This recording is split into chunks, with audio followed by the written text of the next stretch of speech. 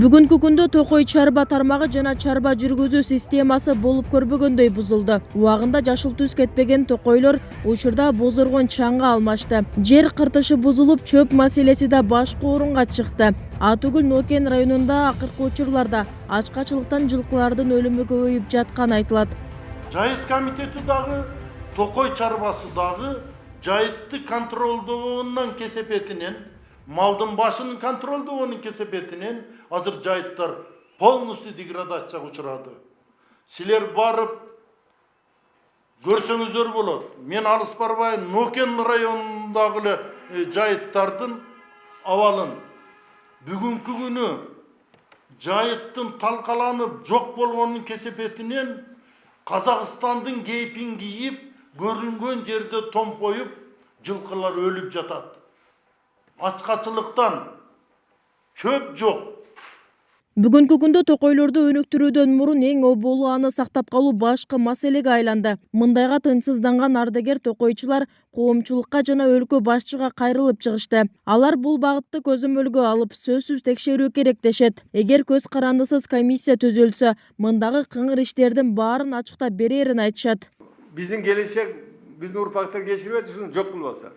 Азыр жок болуу стадиясына барып калды. Кыйуу кетип атат. Отун айланып атат реликти үйлөстө. Эл ошо менен жашап калды. Эми көмүр болбосо дайы жок барбы, аны караган адам жок, көзөмөлдөгөн адам жок. Жетекчи соответственно образын иштебей атат чарбада.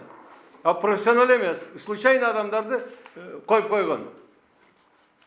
Ошо независимый комиссия түзүп алып, составын бизде ардагерлер койсо, анан ким эмне кылып атат, ким өндүрүш менен заниматься этип атат, кто допускает гибель, кто допускает деградацию деп, ошону черным по белому жазып берет болчубуз. Ошондой маселе жок. Ошондой күйгөндөн анан кийин келди. Эми бизге безразлично эмес бу токойду сактап калыш. Биз өнүктүрүп анан колуна салып бердик. А кийинки бизден кийин поколение допускает гибель. Жыл башында өкмөттүк курам өзгөрүп, анда Токой тармагы Айыл чарба министрлигине кошулган. Оптимизациянын бул кадамын ардагерлер колдоого албай келет. Анткени бул тармак өзүнчө чоң бир жаратылышты, жапайы жан-жаныбарлардын биримдигин курчоого алат. Абал азыркыдай уланса, жакынкы арада чара көрүлбөсө, экологиялык катастрофага кептеши мүмкүн. Ансыз да анын элементтери таасирин берип жатканын билдиришет. Ал айыл чарбадагы мисалы агрономдор кантип барып туруп Токой системасын түшүнүп, Токойдун кызыкчылыгын коргойт. Агроном барып мөңгүнү коргойбу? Же болсо асказоодогу кийик текелерди коргойбу? Карагылачы, кандай түшүнбөстүк кылып жеткизишкен. Аксы районунда сел жүрүп баратат, бүт карагай агып баратат. Отун агып баратат. Байкадыңарбы, ошол агып бараткан жыгачта бир бутакты жок. Ал кыркылып, жийилип калган, Токойду кыркып, жийип койгон жерлеринен сел агызып келип, дарыя менен ылдый агызып кетти. Канча адамдын өмүрүн алды. Бул жердин, экологиянын бузулушу келип ошондой катастрофага алып келип атат, урматтуу журналисттер.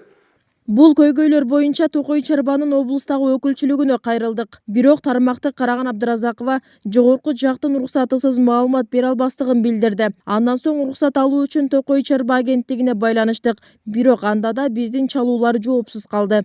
Ошо сиз уруксат сурап көрдүңүз азыр? Жок, мен уруксат сурадым замынан. Айтып атат, жетекчиге чыгып, ошакта уруксат алып, анан бересиң деп. Болбосо бербейбиз деп. Силер сурайт экенсиңер. Бизге чыксын дейт ошо Токой агенттигине. Номерин бериңиз макул.